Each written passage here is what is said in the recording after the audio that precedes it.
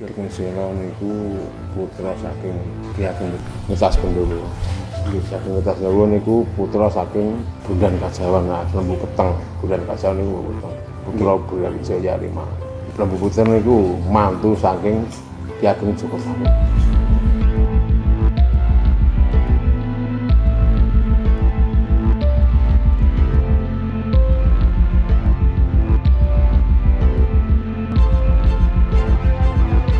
Ya petir itu selain menyambar-nyambar, dan Ki Selo membaca Subhanallah tasbih.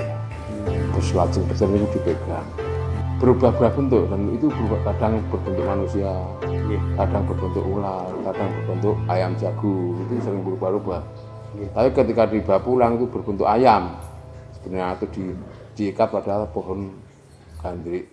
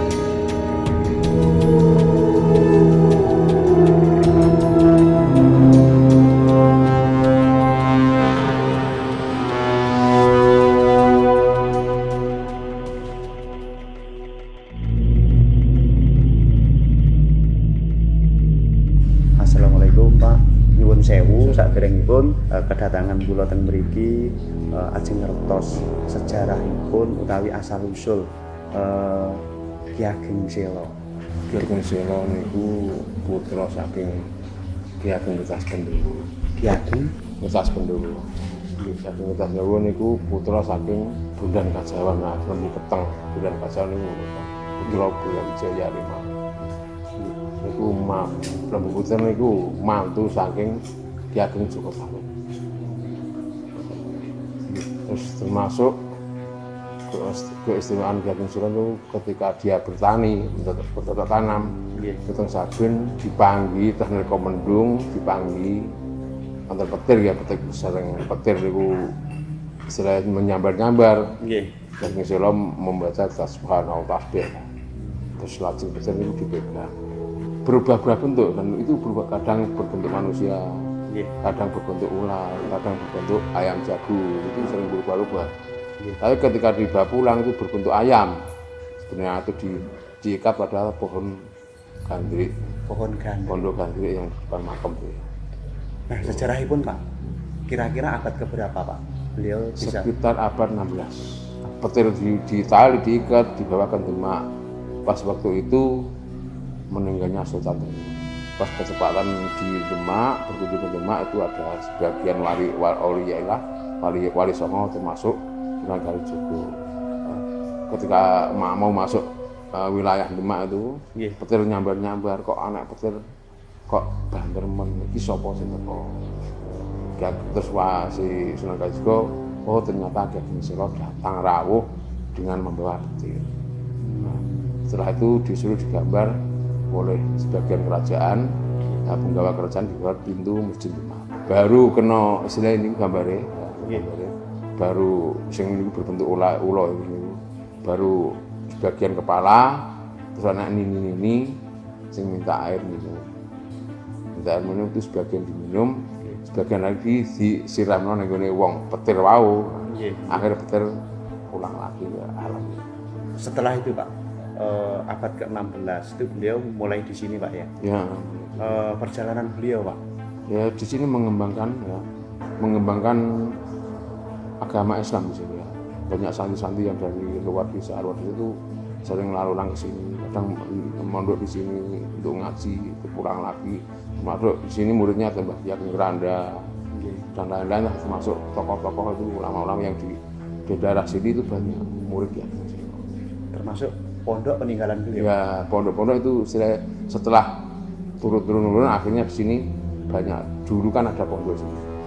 Setelah utusan dari keraton suruh murid-murid makam Gading Sela dan masjidnya itu muncul pondok-pondok pesantren di Sela. Mungkin selain karomah Pak ya mungkin ya. Iya. Selain penangkap pentir atau berjajak utama, ada lagi karomah yang lain. Karomah yang lain itu sebagian cerita Gading Sela ketika dicokot ulo, ini ulone sing mati mboten tiyange, tapi ulone itu sing mati. Terus keramatnya ya banyak sekali, termasuk ikat tunggul wurung itu ketika diuyak-uyak pasukan Demak itu sebarno pasukan Demak Kota Kacir. Ikat tunggul wurung. Sekarang masih di museum di dalam Ngantru Demak. Galingan itu ada simpan di kota. Peninggalan apa saja Pak? Peninggalan itu termasuk sana ya keris, ikat tunggul wurung dan meja-meja kan masih di museum kan. Tapi di perumahan biasa enggak di museum ya, di perumahan. Ada penunggunya. Termasuk masjid. Masjid juga ya, termasuk masjid ini termasuk peninggalan. Saya mendengar selentingan Pak. Dan yang keduanya kebetulan mendengarkan secara real barusan kan cara menabuh beduk. Nah, sepertinya emang beda dengan yang lain Pak. Di samping beduk itu peninggalan beliau, sejarahnya beduk tuh orang-orang dulu, nenek dulu kalau mbah-mbah dulu menabuh modelnya gimana? Kentongan beduk baru kentongan itu panjang. Wis sejak dari dulu ngoten, dari mbah-mbah kayaknya nabuh kentongan iki ngoten iku modele. Mboten kados iki kan semacam itu masih modele. Cara itu kan sepertinya cuma ada di sini.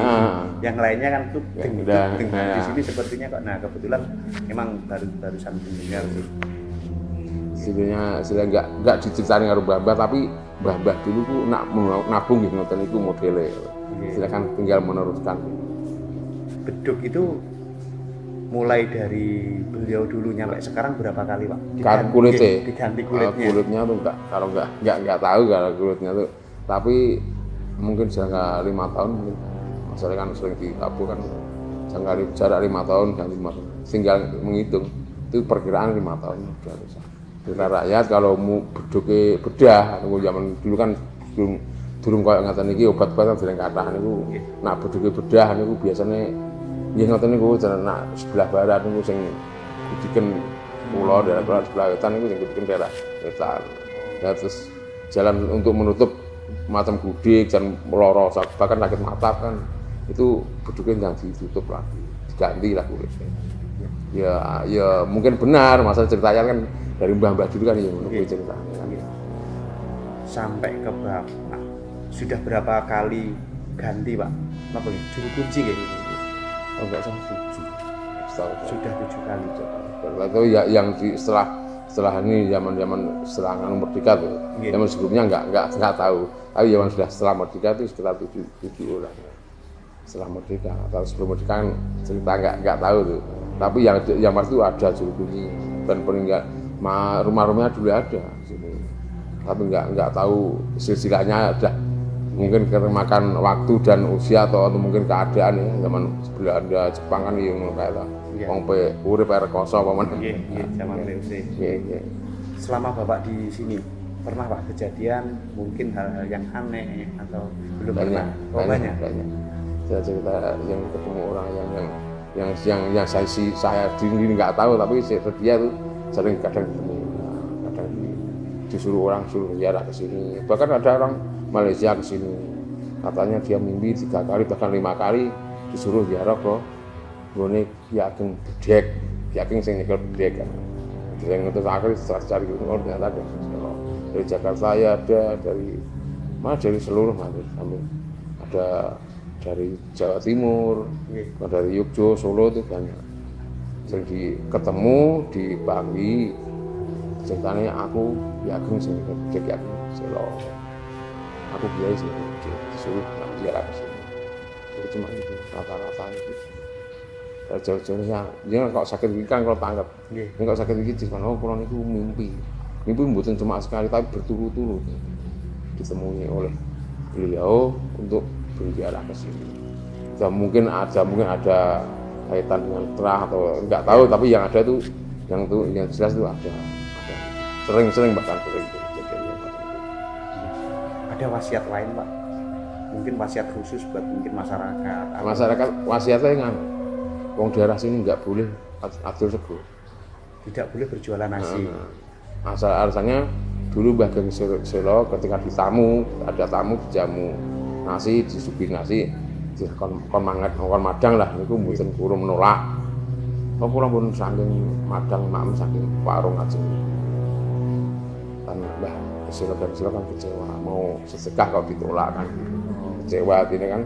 Nah, akhirnya setelah tamu pulang, masyarakat di sini diwejar, diwasiati ojo pisan-pisan ati sego nang daerah. Yang melanggar biasanya musibah. Sering-sering tadi dia petir nyamber terus kadang orang sing adol niku biasanya keluargane orangnya tuh kena musibah pasti ada itu kayak hukum alam lah, enggak tahu sih, yang jelas tuh ya itu bukan hadis tapi niku wajib dihormati. Ucapan wali itu bukan hadis tapi wajib diteladani dan dihormati. Nah, kalau mumet kan itu terlalu banyak sih ngeluh. Nggih, menawi ngoten matur sembah nuwun dan kula nyuwun ngapunten menawi sowan kula mriki karena rencang-rencang wonten salah ucap tindak tanduk ingkang boten sopan, kula nyuwun pangapunten ingkang sak.